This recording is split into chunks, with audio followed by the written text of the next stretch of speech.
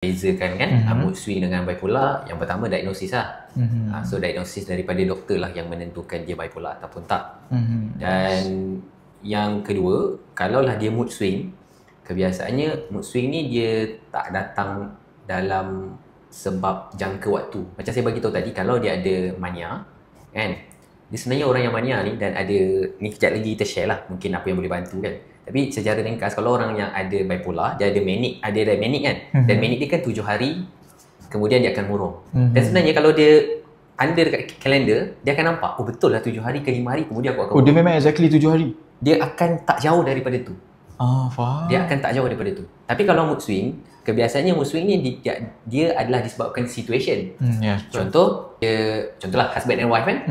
So perempuan itu akan rasa tak seronok apabila suami tak support apa yang dia nak. So situasi masa tu je lah. Tapi masa kalau dia tengah happy, so dia happy je dengan suami dia. So boleh dikatakan pendeknya lah, mood swing adalah disebabkan situation yang saya faham lah. Tapi kalau bipolar ni memang dia ada jangka waktu lah. Punya tahap, saya rasa mood swing ni lebih kepada mood. Ya tu dia tapi bipolar ni action.